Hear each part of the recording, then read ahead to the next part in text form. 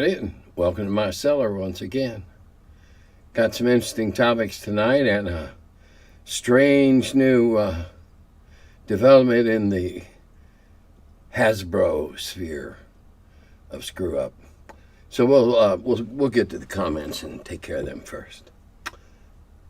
Okay, the first one is in relation to the guy trying to get a con going.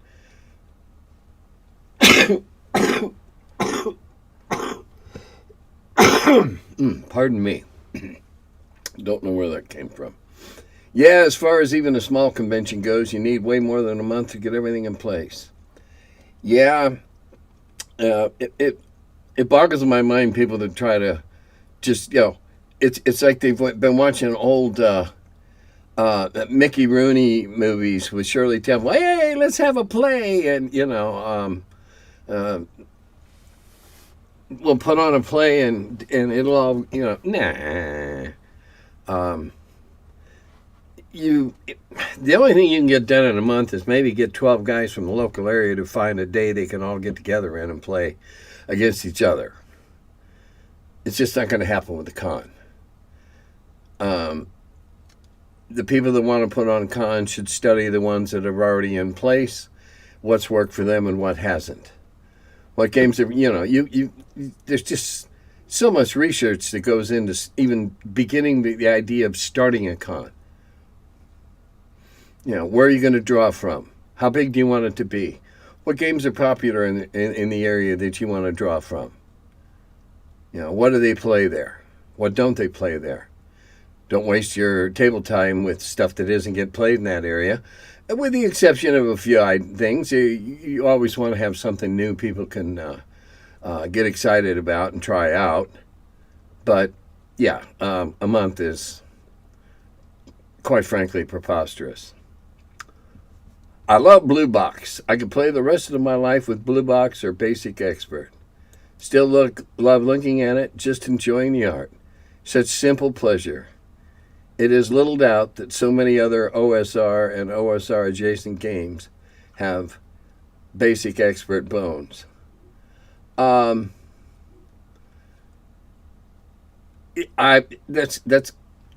great. The Holmes Basic was if I'd started with Holmes Basic, I could still be playing it today. As it is, I'm still playing original D&D today. Yeah, I've modified it and I've streamlined it and I've added there and added there. But that's what DMs were encouraged to do, and that's what I have done. And so I run a hybrid frequently called the Wheel of Blame. I do that online. I used to do it at cons. And it's pretty well rooted somewhere between the end of original and just before the publishing of a first edition, where you can still borrow as you like, modify as you want, and nobody's going to look askance at you.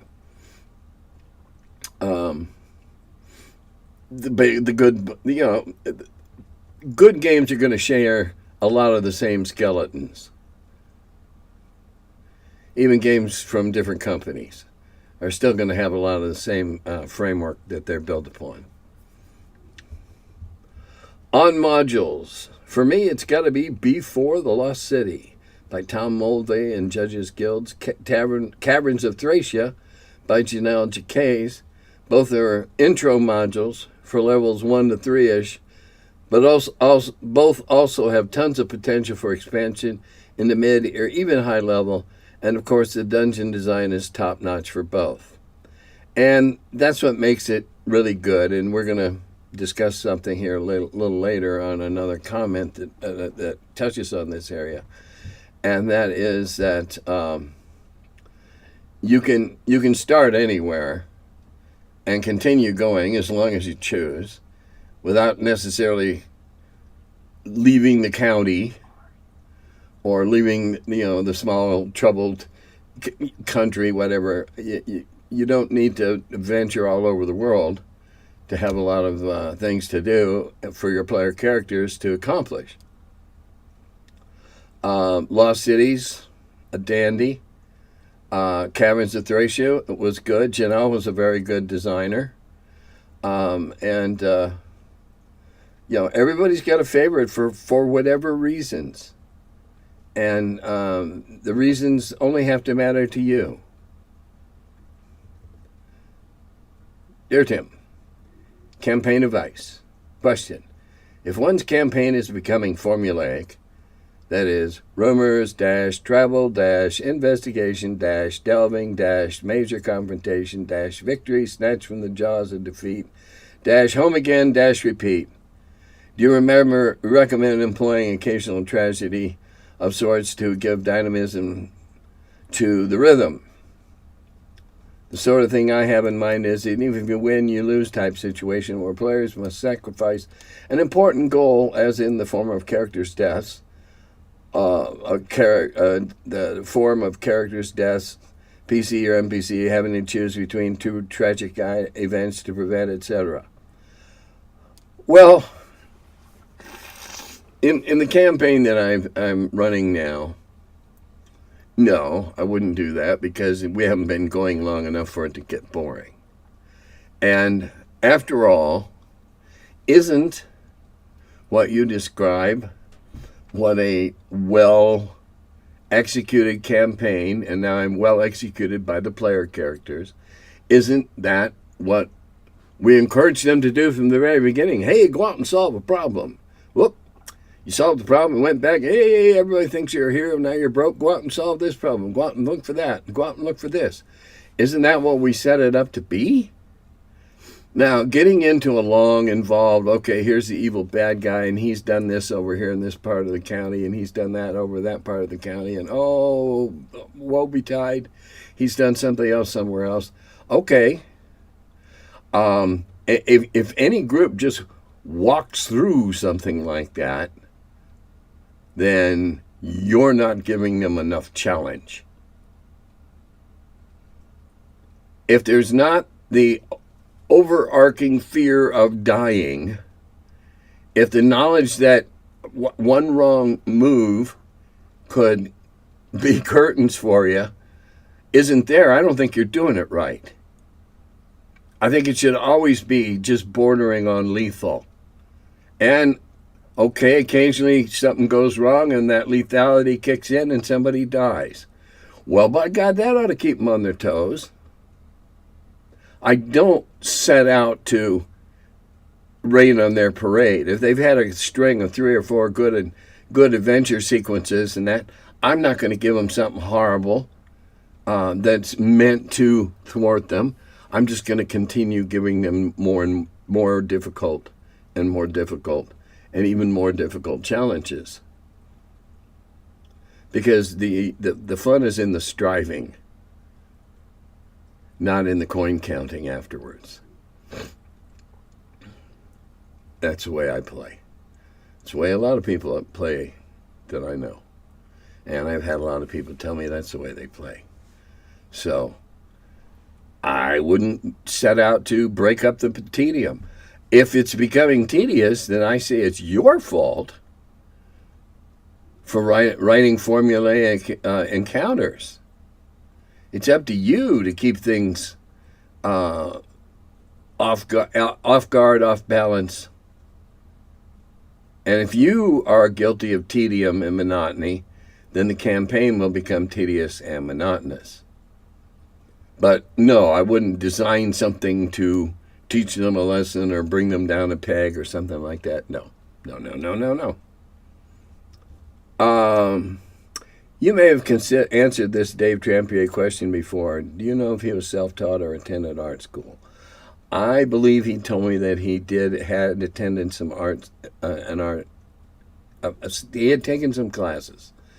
No, oh my God, it's been so many years.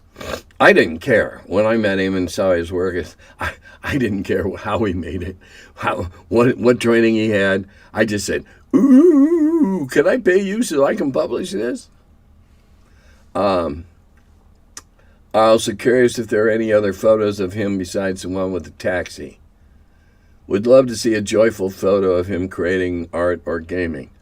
Well, most of the gaming that he did while I was there was in my basement.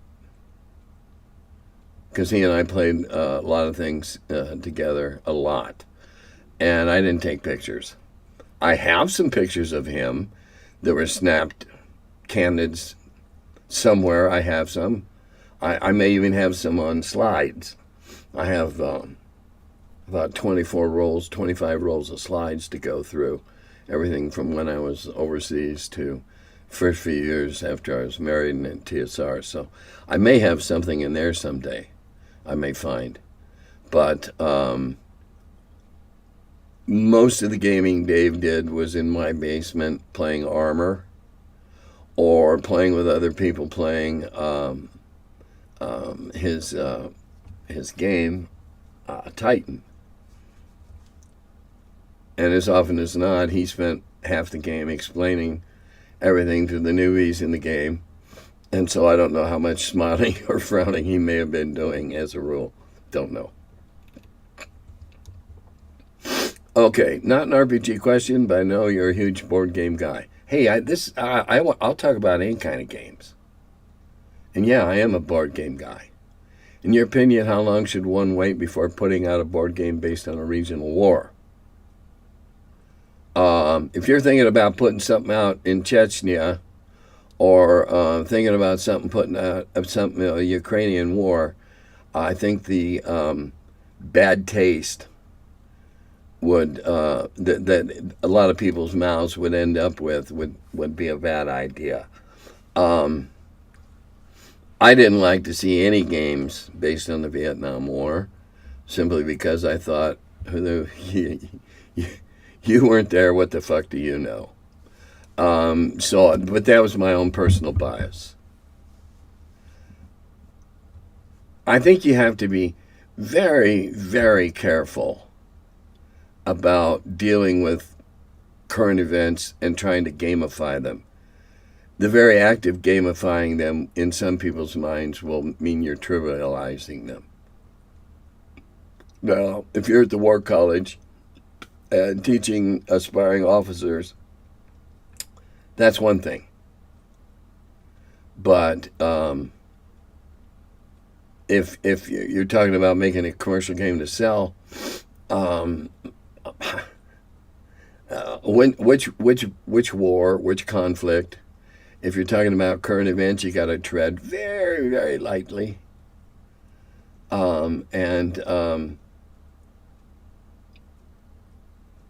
What's going on right now in Ukraine needs to be over before you do anything. If you're talking about what recently went on in Afghanistan and Iraq, that's still a canker in the mouth of the collective gaming industry, and you might want to tread lightly there. I don't see any Afghanistan. Yeah, you don't. No, you won't. I think it would be personally, I think it would be an extremely bad taste to put out a game based on the Afghanistan war or what's going on in Ukraine right now. It's too soon. There's still too many raw wounds both losses by families involved or political. The scabs are not ready to fall off yet. That's just my idea. And then there was a response to that. This probably supports your view that recent conflicts are not commercially viable. Bold Action miniature war game by Warlord Games set during World War II with using 28mm size models. 1E published in 2012, 2E published in 2016. Supplements include the Korean War and a fantasy version of World War II. Maybe the fantasy juggernaut is our way of dealing with in real life tragedies like wars now. I'm not sure how COVID-19 has been commercialized by the industry. It sure was exploited in movies at the time. But look at Pandemic, the board game, which came out in 2008 when bird flu was a remote problem in other countries. In fact, apparently Mr. Leacock began designing the game in 2004 based on the 2002-2004 SARS outbreak. Interesting question. Thank you. Yeah, if you did something, if it's a product you'd been working on and now something comes up and enables you to strike while the iron is hot, I would think that's categorically different than rushing to come out with something because it's current. Plus, if you've been tinkering with it since 2002 or 2004, it's probably a hell of a lot better designed by now. But that's, personally, I have no interest in fighting playing a board game with either one of those conflicts. No interest. And you're going to find a lot of ennui associated with both those confrontations. They're going to make a real hard sell. That's what I would predict. If you were paying me as a consultant, that's what I would tell you. Off topic, have you heard about quadrobics? What do you make of it? And do you think that the Monty Python Ministry of Silly Walks sketch should form the basis of a new exercise regime? All right, well, apparently quadrobics is something a little strange. No, I haven't seen it. And so therefore I really can't give you a valid opinion or answer, though I will say that the Ministry of Silly Walks is one of my favorite skits of all time. In regard to weapon speed and all those fiddly things, I think the chaos of melee levels all that out. Look at all the hits scored and backwards justify it if you need a narrative. If you blundered around and literally bumped into each other coming around the corner, then I'd be inclined to look at those things. And it would be more a means of measuring preparedness. And it could apply in that regard. On another broadcast, I heard the following story on how Dave Arneson won that court case against TSR. While still a TSR employee, he photocopied a bunch of documents and rules when nobody else was at TSR headquarters. Gary, the Blooms, and everybody else had gone to Gen Con. Then, once he was no longer an employee and it was clear he would not get royalties, he filed suit and presented those photocopied documents. As far as I know, that's a crock of shit. I don't know anything. Nothing like that came out at the trial. Any of the transcripts I've seen of the trial, I've never heard anything along those lines at all. And quite frankly, if Gary and the Blooms and everybody was gone at a Gen Con, the building would have been locked up, the offices would have been locked, and believe me, Dave did not have keys to all those offices and doors. It seems like, just from what I've seen and read, such as Playing at the World, any sort of gentleman's agreement or contract between Dave and Gary was pretty much done by the end of '76, when it was almost certain D&D was going to be a real money maker. Well, again, what really set AD&D on its path was the fact that Brian Bloom carped and whined every time he had to send a royalty check to Dave. Dave was never around. Dave never had anything good to say. Dave was nothing but vitriolic and critical when he was here, and it just chapped Brian's ass to have to write those checks. And I'm sure it didn't sit well with Gary either. And so they said, well, shit, let's just do a new game and cut him out of it. Bad idea. I do know some of the things he argued in court were a crock of shit about his concerning his writing ability and his writing skills, because some of the things he asserted in court I never saw on any of the work of his that I had to work with. And I say had to work with, not got to. Had to. It was crap. But in their infinite wisdom, Blooms decided, no, don't take Tim with and have him present him as a witness. No, what could he possibly do? They just ignored the fact that I'd edited just about everything he'd done and could have testified to the quality of the work and whatever. And Nope. So they lost. And I laughed up my sleeve and said, serves you right. Hubris. But no, he didn't pull up. I am certain that if he pulled up this wad of photocopied papers, John Peterson would have gotten wind of that and published it as a fact or debunked it as a myth. So I don't know where that came from. But believe me, he did not have free run of the building. About 5 of us had free run of the building, and he was not one. Hell, he was only there for about 6 weeks. Didn't do a damn thing while he was there, except be an asshole. To me, at least. So, no, I think that's a crock. I remember from one of the early Strategic Review newsletters, a battle report featuring a group of World War II Panzer Grenadiers in a half-track going through a strange maze and encountering a wizard, some orcs, and perhaps a dragon. Not sure about the dragon, it's been a few decades. Supposedly, neither player knew in advance. Yeah, it did happen. The article was called Sturmgeschütz and Sorcery. And it was a mishmash of World War II and fantasy. And it was one of those one-off things that was just, hey, let's give this a try. You know, see how many bullets it takes to kill an orc.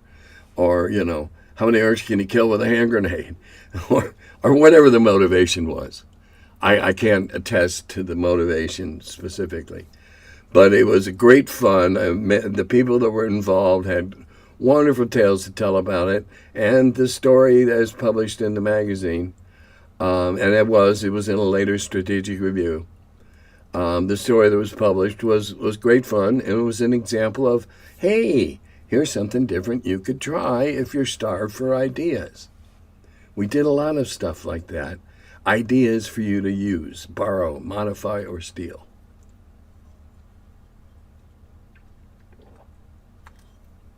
Hi, Tim. Do you think actual play videos and shows are ultimately helpful to the hobby?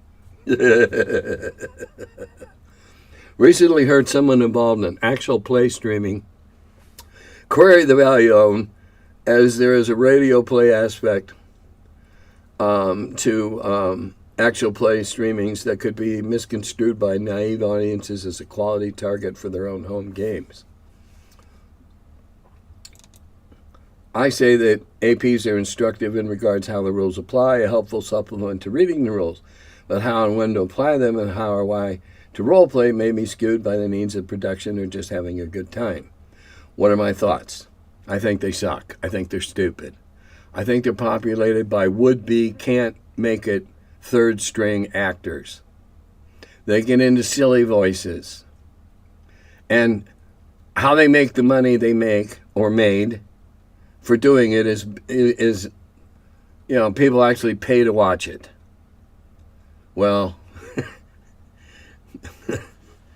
I get, you know, there's a thing about, there's an old adage about fools and their money and how quickly they part. And I think that people that pay too much attention to those are foolish. Because they don't depict real gameplay. They cannot possibly predict what your group is likely to be like. All they are is they give people an opportunity to wear funny outfits and talk in voices. Maybe once, watching one of the less objectionable ones might be useful to tell somebody who's thinking about playing in your game, hey, well, go check this one out and see what it is. And don't make it don't give them a link to something that's complex and argumentative and all that. Just go show them something simple. And okay, there it is. Now you can make up your mind when or not you want to get involved in this. And tell them that if you send them to one of these, that they're in costumes and voices and that, just ignore that crap. Ignore it. Just see how the game is played. That's the only value.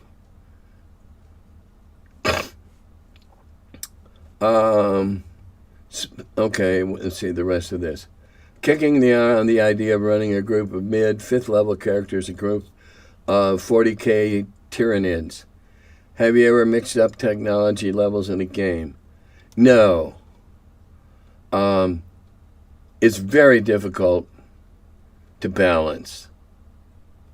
There's been a number of good novels written by people that stumble into the other world, whether it's no magic or has magic or whatever. I think it's very, very difficult. I don't mix technologies. I have never had gunpowder other than as a novelty item, exploding powder. I've never had bullets or cannons or pistols or anything like that. I just not my bag.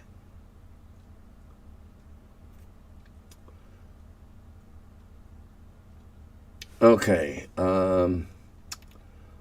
What would you say to a player who tried to bargain hit points for an improved roll against their stats?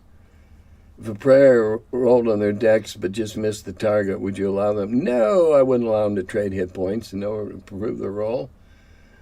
Say they offered 2 hit points for a +1. No, I would not. I would not. Stats are rolled first. Then you roll hit points. I would not go back and allow you to alter a stat.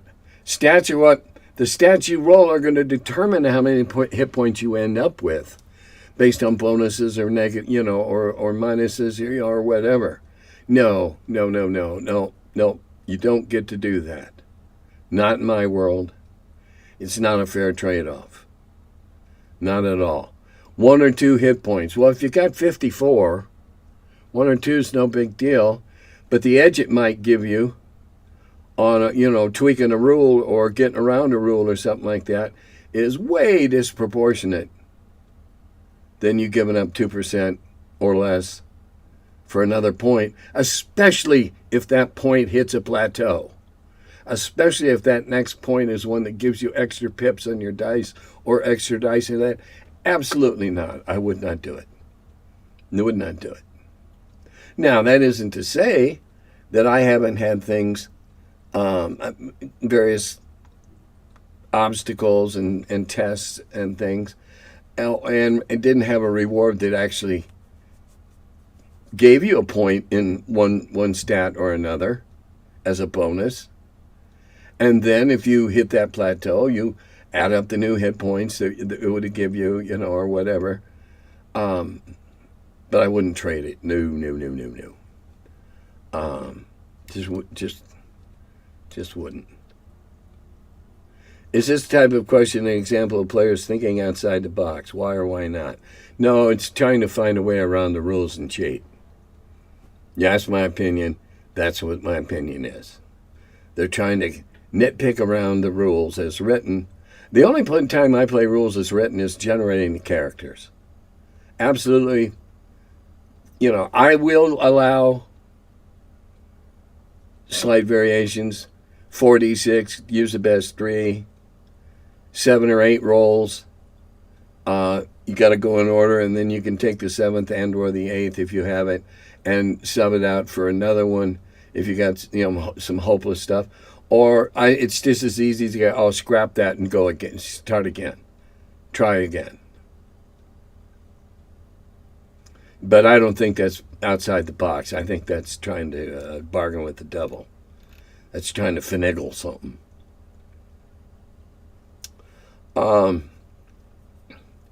In original D&D and in AD&D, there were names for all the levels of a character.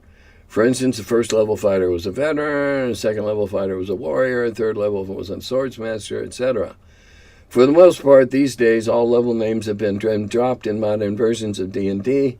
Where did this idea of naming character levels come from? Is it historical? Is it a holdover from wargaming? What was the value of giving names to different levels of characters back in the day? Is this something that you do in your games, or is this a waste of your time, in your opinion? Well, actually, in the the elite group of NPCs that I use in certain game settings, I actually did use the names. So the name of the level, an elf warlock, a myrmidon, a half-elf myrmidon warlock. So yeah, in today's modern games, the players at the table often have to look it up to see that a myrmidon's a 5th level fighter. Well, if you take the premise that the player characters are known to each other after a period of time, they have somehow coalesced into a group, they're not going to meet other people and go, "Hi, I'm a 5th level fighter."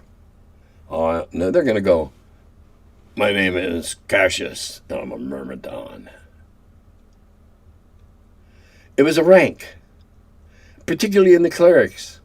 They were ranks, they were levels. And that has, particularly with the clerics, that has a historical basis. My God, look at what we did to the druids. How many levels they had to go up, and they had different names at different levels and whatever. And there was a reason, because it's just found it stupid to talk about number levels.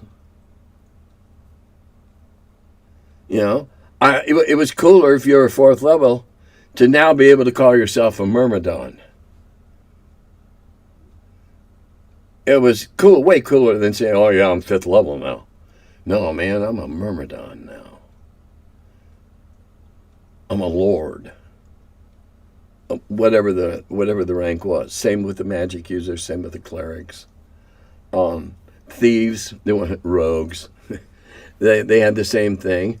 The thieves had more rigid rules, probably because they were modeled after some of the literal thieves guilds in some of the books that are in Appendix N. They had a rigid hierarchy. You always answered up, kind of like the mafia. You always answered up to the next guy above you. And so it was a holdover. It was trying to add a little, just a little spice.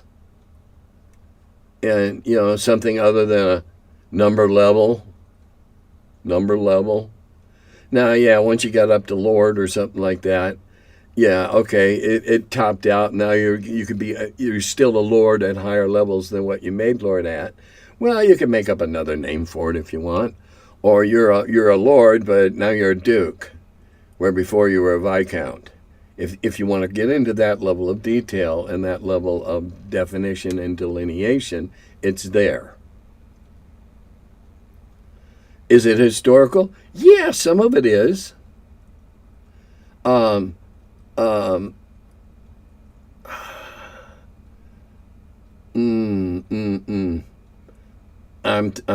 a loss for a word from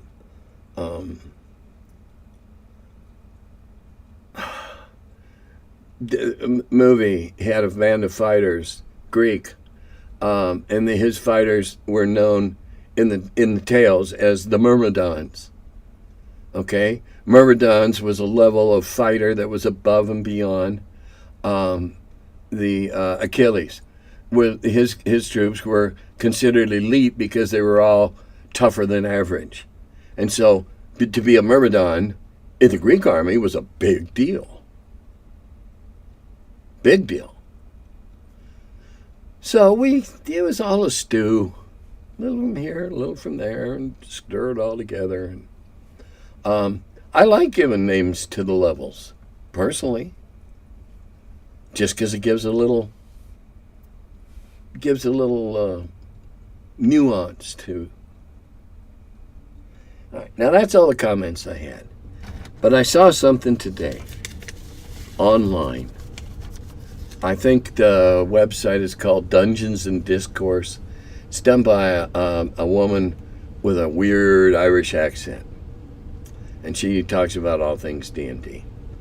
And apparently, the latest digital effort by WotC has been killed after spending tens of millions of dollars, apparently, on trying to get a digital format and platform up. And it was going to be called Sigil. It was going to allow WotC to control the market and sell all the ancillary sales and stuff like that. Was all going to be able to control. But it started to go to shit when the shit hit the fan about the OGL. That was a couple, 3 years ago. And when that rebellion happened, that put the handwriting on the wall. Because by and large, the players weren't going to stand for it.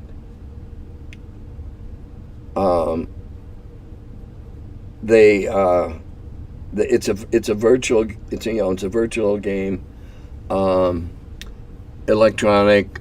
They were going to they would have their own platform that you would play the games on, and they would sell all the goodies and all the ancillary products and all that kind of shit. Well, apparently that's all gone down the drain, and they've lost a buttload of money for it on it. And I'm now waiting to hear the next thing about all the ill-advised people. I'd really rather call them morons and idiots, but that would be actionable. So I will simply call them ill-advised people that pushed and pushed and pushed for this, some of whom made obscenely large salaries, and they have now failed.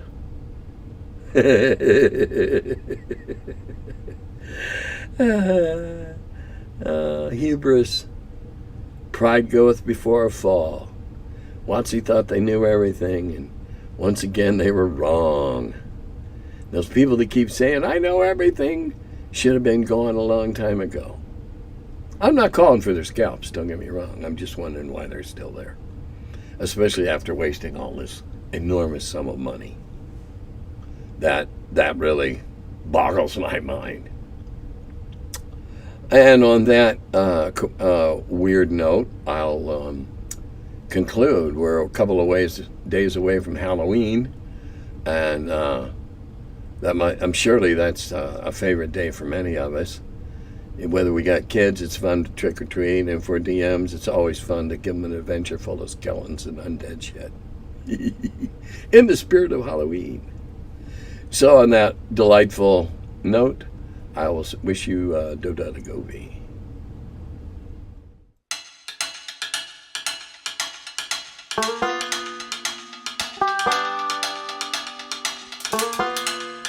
Hello, and welcome to my cellar.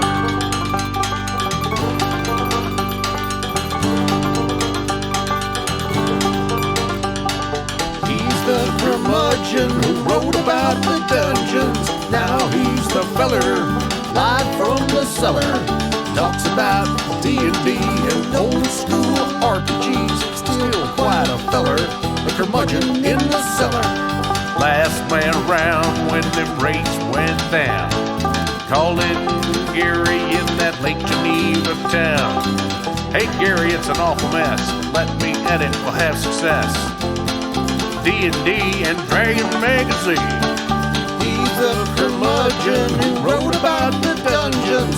Now he's the feller, live from the cellar. Talks about D&D and old school RPGs, but he's still quite the feller, the curmudgeon in the cellar. Magic missile, it's a mortar shell. Make it hit in the first level spell. Brought psionics to the game to attack that wizard's brain. ESR and fantasy, collection of micro armory. Titan with tramp under a tree, high as could be. He's the curmudgeon who wrote about the dungeons. Now he's the feller, live from the cellar. Talks about D&D and old school RPGs, but he's still quite the feller, the curmudgeon in the cellar. Still quite the feller, the curmudgeon in the cellar. Curmudgeon.